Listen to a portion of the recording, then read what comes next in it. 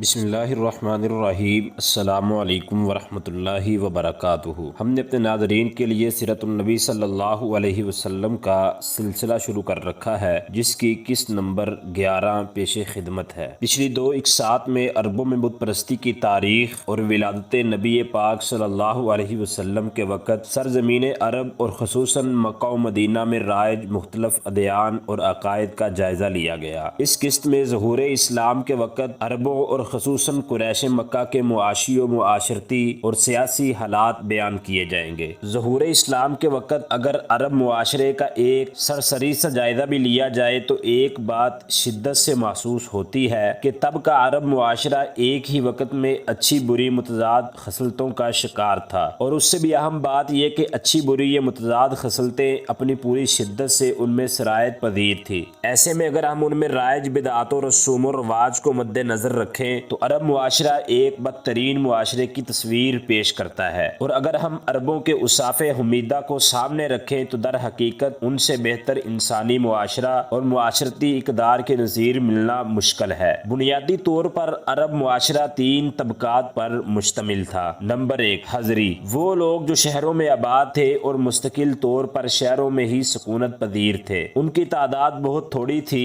حضری عربوں کا ذریعہ آمدنی نخلستانوں کی آمدن اور تجارت تھا۔ در حقیقت یہ آپ صلی اللہ علیہ وسلم کے پردادا حضرت ہاشم تھے، جنہوں نے روم و ایران اور شام و ہندوستان کے حکمرانوں کے ساتھ تجارتی معاہدات کیے۔ اس طرح عرب لوگ بڑے بڑے قافلوں کی صورت میں ان کے ممالک جاتے اور وہاں سے قافلے عرب آتے۔ قریش مکہ کو کیونکہ خانہ کعبہ کی تولیت کی وجہ سے مرکزی اہمیت حاصل تھی، اس لیے قریش مکہ کے قافلوں کو عرب کے بدوی قبائل لوٹنے سے بھی گریز کرتے۔ نمبر 2، بدوی، عرب کی اکثر آبادی بدوی قبائل پر مشتمل تھی جو خانہ بدوشی کی زندگی بسر کرتی تھی۔ ان کا اصل ذریعہ معاش گلہ بانی یعنی جانور پالنا تھا، اس لیے جہاں کہیں چراگاہ نظر آتی وہیں ڈیرے ڈال دیے جاتے تھے۔ جب اس چراگاہ میں ان کے جانوروں کی خوراک ختم ہو جاتی تو وہاں سے کسی اور جگہ کا رخ کرتے۔ اس کے علاوہ رہزنی بھی ان کی آمدن کا ایک بڑا ذریعہ تھا۔ یہ لوگ عرب کے صحراؤں میں آتے جاتے قافلوں کو لوٹ لیتے۔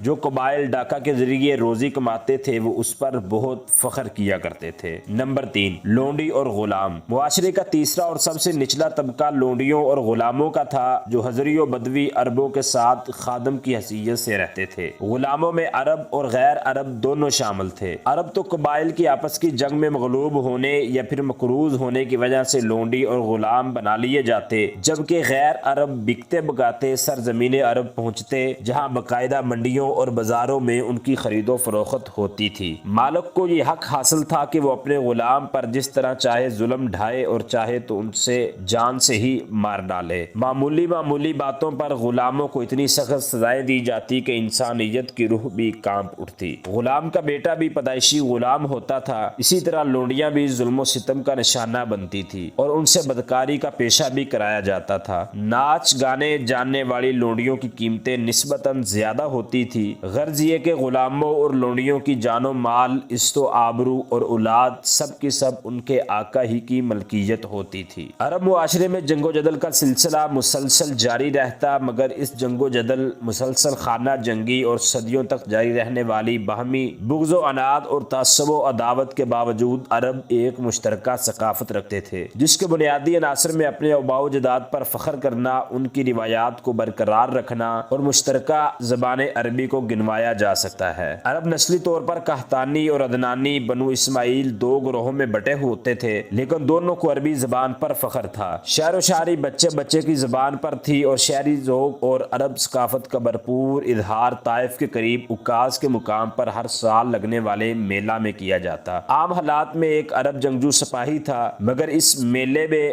وہ بھی ایک شاعر کا روپ دھار لیتا۔ شراب خوری کی مجلسیں سجائی جاتی اور گردش جام کے ساتھ ایسی بلند پایا غزلیں کہی جاتی کہ آج تک اس دور کے ادب کو مانا جاتا ہے۔ فاحشہ عورتوں کی موجودگی نے ان مجالس کو بہودگی کی انتہائی پستیوں تک پہنچا دیا تھا۔ پروفیسر عبدالحمید صدیقی اپنی کتاب لائف آف محمد صلی اللہ علیہ وسلم میں لکھتے ہیں کہ جب عرب تاجر اپنے تجارتی کارواں لے کر روم و ایران اور شام اور ہندوستان تک جاتے، وہ واپسی پر عیش پرستی اور تمام بری عادات لے کر لوٹتے۔ شام و عراق سے لڑکیاں درآمد کی جاتی، جنہیں عیش پرستی کے لیے لیے استعمال کیا جاتا۔ شہوانی خواہشات کے اس چٹخارے نے عربوں کو بلاکا اوباش اور نفس پرست بنا دیا تھا، اور ان کے ہاں بدکاری اتنی رچ بس گئی تھی کہ اگر کوئی صالح شخص ان بدکاریوں اور بری عادات سے اجتناب برتتا تو اس کا مذاق اڑایا جاتا تھا اور اسے کمینہ، کنجوس اور غیر ملنسار قرار دے دیا جاتا۔ عرب معاشرے کی اخلاق باختی کا ایک اور طریق پہلو خاندانی نظام کی کراوٹ تھا۔ عرب کے بطمول طبقے میں تو پھر بھی حالات کچھ بہتر تھے،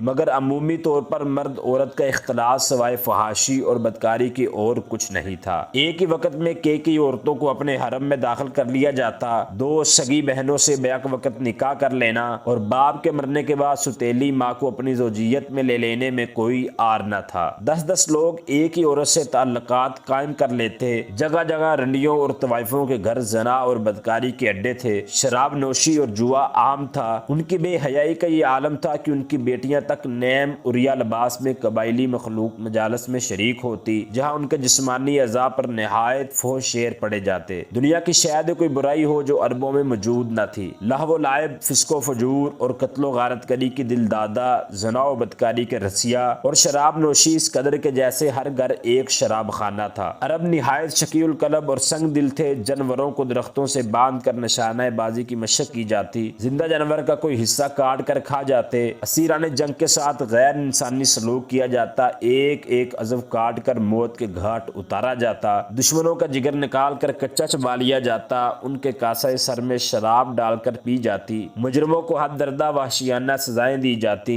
در حقیقت یہ اسلام کی حقانیت و سچائی کا ایک منہ بولتا ثبوت ہے کہ ایسی وحشی و جاہل قوم کو بدل کر تمام اقوام عالم کا پیشوا بنا دیا اور ان کو اخلاقی طور پر فرشتوں کے جیسا پاکیزہ بنا دیا۔ تاہم اخلاقی طور پر پستی اور گرواٹ کی اتھاہ گہرائیوں میں ڈوبے اور اس معاشرے میں ایسے سلیم فطرت صالح انسان موجود تھے جو ان کبھی حرکات سے الگ تھلگ تھے۔ دوسری طرف جب انہی بدکاروں میں بے حیا عربوں میں کچھ ایسی اخلاقی اچھائیاں بھی پائی جاتی تھی جو ان عربوں کے لیے وجہ امتیاز تھی۔ شجاعت عربوں میں اپنی معراج پر تھی، ان کی بہادری در حقیقت سفاکی کے درجے تک پہنچی ہوئی تھی۔ کسی عرب کے لیے میدان جنگ میں تلوار کی دھار پر کٹ مرنا عزت اور شرافت کی بات تھی، اور بستر پر ناک رگڑ رگڑ کر مرنا ذلت اور گالی سمجھا جاتا۔ نہ صرف مرد بلکہ عورتیں بھی میدان جنگ میں مردوں کے دوش بدوش حصہ لیتی، سخاوت میں ان کا کوئی ثانی نہ تھا۔ کبھی کبھی تو اپنے پاس کا آخری روپے تک سائل کے حوالے کر دیا جاتا۔ مہمان نواز اس درجے کے تھے کہ اگر کسی کے پاس صرف ایک اونٹ گزر بسر کے لیے ہوتا تو اگر مہمان آ جاتے تو اسے ذبح کر کے مہمانوں کو کھلا دیا جاتا۔ عرب آزادی کے دل دادا تھے اور اپنی آزادی برقرار رکھنے میں کسی قربانی سے دریغ نہ کرتے تھے۔ یہ ایک تاریخی حقیقت ہے کہ روم و ایران کی عظیم سلطنتوں کے بیچ میں ہونے کے باوجود کوئی ان کو محکوم نہ بنا سکا۔ عرب آخر درجے کے وفا پیشہ تھے۔ عہد و پیمان کی پابندی کو فرض سمجھا جاتا تھا اور رفاع عہد میں اپنی جان و مال اور اولاد تک کو قربان کر دیا جاتا تھا۔ جب کسی کو پناہ دے دیتے تو اپنی جان قربان کر دیتے، مگر اپنی پناہ میں آئے شخص پر ایک آنچ نہ آنے دیتے۔ شاید عرب قوم کی یہ امتیازی صفات ہی تھی کہ جن کی وجہ سے اللہ نے اس قوم کو اسلام کی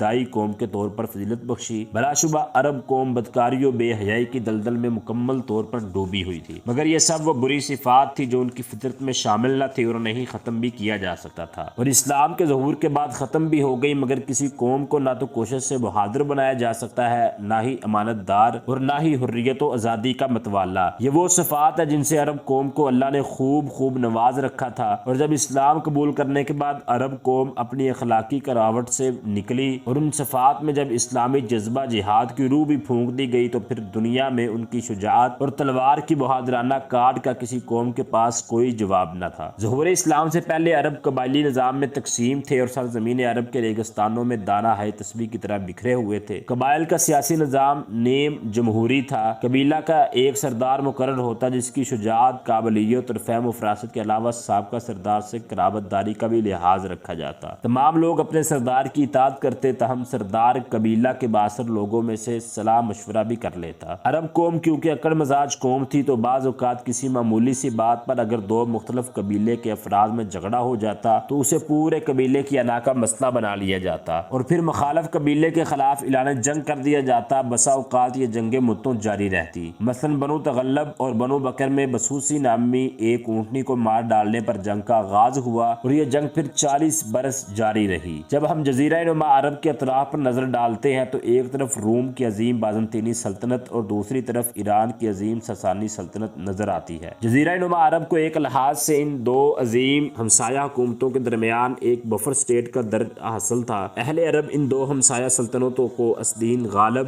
دو طاقتور غالب شیر کہا کرتے تھے۔ اس وقت یہ دنیا کی دو سب سے طاقتور ترین اقوام تھی جو کئی صدیوں سے آپس میں برسر پیکار تھی۔ کبھی رومی ایرانیوں کو پامال کرتے ہوئے شکست فاش سے دوچار کر دیتے اور کبھی میدان جنگ میں ایرانیوں کی فتح کے طبل بجتے۔ روم کی بازنطینی سلطنت کا حکمران کیسر کے لقب سے حکومت کرتا، جبکہ ایران کی ساسانی سلطنت کا حکمران کسریٰ کہلاتا۔ آپ صلی اللہ علیہ وسلم کے دور میں روم پر کیسر ہرقل کی حکومت تھی، جبکہ ایران پر آپ صلی اللہ علیہ وسلم کے 55 میں مشہور ایرانی بادشاہ نوشیروہ کی حکومت تھی، جبکہ اس کے بعد خسرو پرویز ایران کا شہنشاہ بنا جس نے آپ صلی اللہ علیہ وسلم کے تبلیغی خط کو پھاڑنے کی گستاخی کی تھی۔ یہاں ہم عربوں کی تاریخ اور آپ صلی اللہ علیہ وسلم کی ولادت مبارکہ کے وقت سرزمین عرب کے عمومی حالات کا سلسلہ ختم کرتے ہیں۔ انشاءاللہ اگلی قصے سیرت نبوی صلی اللہ علیہ وسلم کا باقاعدہ آغاز ہوگا۔